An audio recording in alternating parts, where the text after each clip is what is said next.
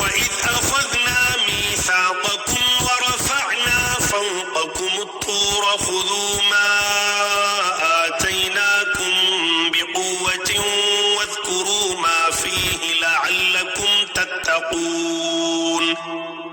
اور جب ہم نے تم سے وعدہ لیا اور تم پر طور پہاڑ لا کھڑا کر دیا اور کہا جو ہم نے تمہیں دیا ہے اسے مضبوطی سے تھام لو اور جو کچھ اس میں ہے اسے یاد کرو تاکہ تم بچ سکو۔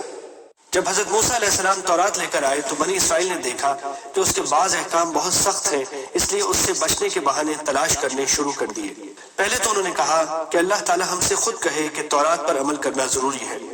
مطالبہ اگرچہ نامعقول تھا مگر ان پر حجت تمام کرنے کے لیے ان میں سے 70 آدمی منتخب کر کے حضرت موسیٰ علیہ السلام کے ساتھ کوہ طور پر بھیجے گئے، جیسا کہ قرآن کریم نے سورہ اعراف میں بیان فرمایا ہے، جن کو اللہ تعالیٰ نے براہ راست تورات پر عمل کا حکم دیا۔ مگر جب یہ واپس لوٹے تو انہوں نے اپنی قوم کے سامنے تصدیق تو کی کہ اللہ تعالیٰ نے تورات پر عمل کا حکم دیا ہے، لیکن ایک بات اپنی طرف سے بڑھا دی کہ اللہ تعالیٰ نے یہ بھی فرمایا ہے کہ جتنا تم سے ہو سکے اتنا عمل کر لینا، لیکن جو نہ ہو سکے وہ ہم معاف کر دیں گے۔ چنانچہ تورات کے جس حکم میں بھی انہیں کچھ مشکل نظر آتی وہ یہ بہانہ تراش لیتے کہ یہ حکم بھی اسی چھوٹ میں داخل ہے۔ اس موقع پر اللہ تعالیٰ نے کوہ طور ان کے سروں پر بلند کر دیا کہ تورات کے تمام احکام کو تسلیم کرو۔ جب انہیں یہ اندیشہ ہوا کہ کہیں پہاڑ ان پر گرا نہ دیا جائے تب ان لوگوں نے تورات کو ماننے اور اس پر عمل کرنے کا عہد کیا۔ اس آیت میں اسی واقعے کی طرف اشارہ ہے۔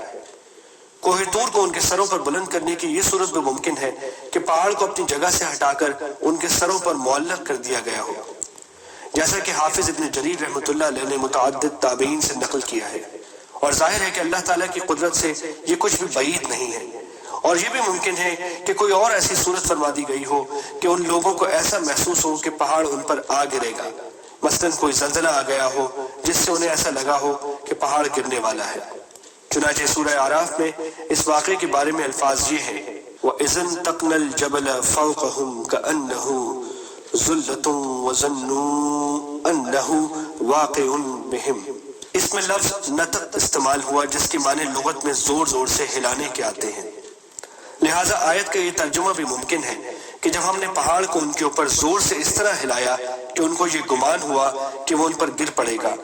یہاں یہ بات واضح رہے کہ کسی شخص کو ایمان قبول کرنے پر تو زبردستی مجبور نہیں کیا جا سکتا، لیکن جب ایک شخص ایمان لے آئے تو اسے نافرمانی پر سزا بھی دی جا سکتی ہے اور ڈرا دھمکا کر حکم ماننے پر آمادہ بھی کیا جا سکتا ہے۔ بنی اسرائیل چونکہ ایمان پہلے ہی لا چکے تھے اس لیے ان کو اللہ کے عذاب سے ڈرا کر فرما برداری پر آمادہ کیا گیا۔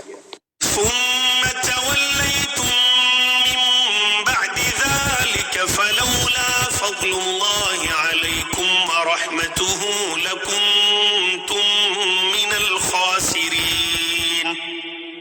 لیکن تم اس کے بعد بھی پھر گئے، پھر اگر اللہ تعالیٰ کا فضل اور اس کی رحمت تم پر نہ ہوتی تو تم نقصان والے ہو جاتے۔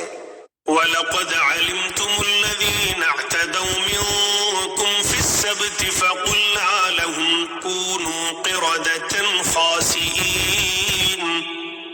اور یقیناً تمہیں ان لوگوں کا علم بھی ہے جو تم میں سے ہفتے کے بارے میں حد سے بڑھ گئے، اور ہم نے بھی کہہ دیا کہ تم ذلیل بندر بن جاؤ۔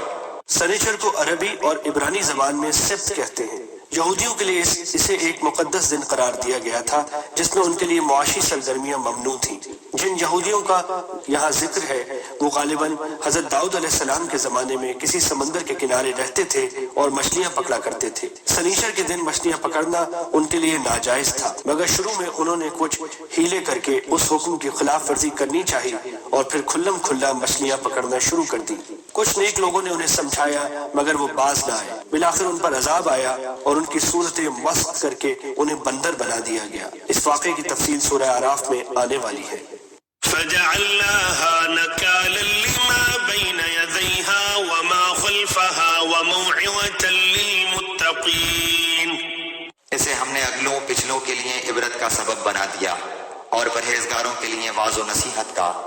وَإِذْ قَالَ مُوسَى لِقَوْمِهِ إِنَّ اللَّهَ يَأْمُرُكُمْ أَن تَذْبَحُوا بَقَرَةً قَالُوا أَتَتَّخِذُنَا هُزُوًا قَالَ أَعُوذُ بِاللَّهِ أَنْ أَكُونَ مِنَ الْجَاهِلِينَ۔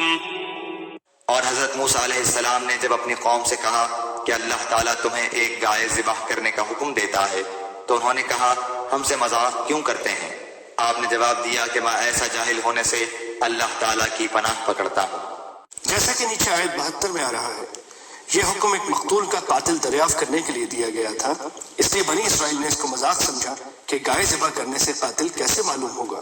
قالوا ادع لنا ربك يبين لنا ما هي قال إنه يقول إنها بقرة لا فارض ولا بكر عوان بين ذلك فافعلوا ما تؤمرون۔ انہوں نے کہا اے موسیٰ دعا کیجئے کہ اللہ تعالیٰ ہمارے لیے اس کی ماہیت بیان کر دے۔ آپ نے فرمایا سنو، وہ گائے نہ تو بالکل بڑھیا ہو نہ بچہ، بلکہ درمیانی عمر کی نوجوان ہو۔ اب جو تمہیں حکم دیا گیا ہے بجا لاؤ۔ قالوا ادع لنا ربك يبين لنا ما لونها قال إنه يقول إنها بقرة صفراء فاقع لونها تسر الناظرين۔ وہ پھر کہنے لگے کہ دعا کیجئے کہ اللہ تعالیٰ بیان کرے کہ اس کا رنگ کیا ہے۔ فرمایا وہ کہتا ہے کہ وہ گائے زرد رنگ کی ہے، چمکیلا اور دیکھنے والوں کو بھلا لگنے والا اس کا رنگ ہے۔ قالوا ادع لنا ربك يبين لنا ما هي إن البقرة شابه علينا وإنا إن شاء الله لمهتدون۔ وہ کہنے لگے کہ اپنے رب سے اور دعا کیجئے کہ ہمیں اس کی مزید ماہیت بتلائے۔ اس قسم کی گائے تو بہت ہیں، پتہ نہیں چلتا، اگر اللہ نے چاہا تو ہم ہدایت والے ہو جائیں گے۔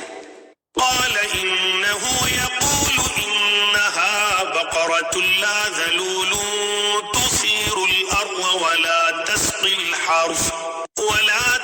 الحرث مسلمة لا شية فيها قالوا الآن جئت بالحق فذبحوها وما كادوا يفعلون۔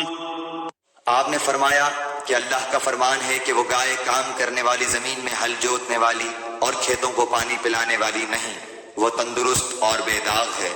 انہوں نے کہا اب آپ نے حق واضح کر دیا۔ گو وہ حکم برداری کے قریب نہ تھے لیکن اسے مانا اور وہ گائے ذبح کر دی۔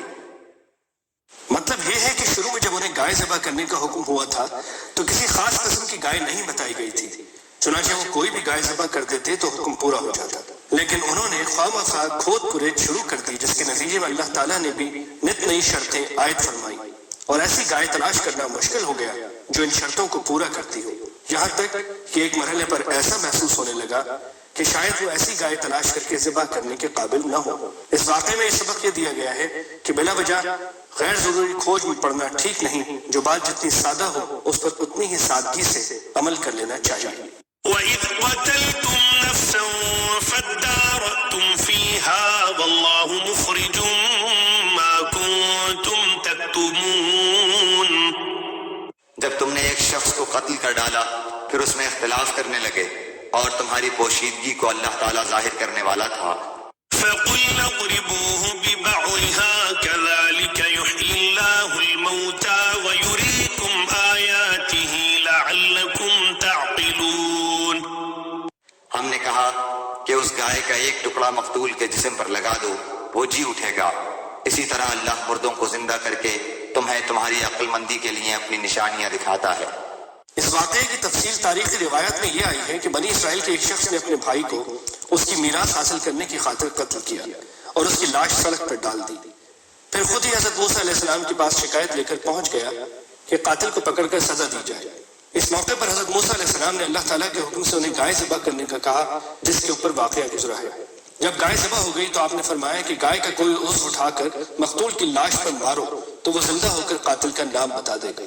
چنانچہ ایسا ہی ہوا اور اس طرح قاتل کا پول کھل گیا اور وہ پکڑا گیا۔ قاتل کی دریافت کے لیے یہ طریقہ اختیار کرنے کا ایک فائدہ تو یہ ہوا کہ قاتل کو کوئی بہانہ بنانے کا ہر راستہ بند ہو گیا، اور دوسرا فائدہ یہ کہ مردوں کو زندہ کرنے کی خدائی طاقت کا عملی مظاہرہ کر کے ان لوگوں کی زبانیں بند کر دی گئیں جو دوسری زندگی کو ناممکن سمجھتے تھے۔ غالباً اس واقعے کے بعد ہی بنی اسرائیل میں یہ طریقہ جاری ہوا کہ جب کوئی شخص مقتول پایا جائے اور قاتل کا پتہ نہ چل رہا ہو تو ایک گائے ذبح کر کے اس پر اپنے ہاتھ دھوئے اور قسم کھائے کہ ہم نے اسے قتل نہیں کیا، جس کا ذکر بائبل کی کتاب استثنا 1:12-8 میں آیا ہے۔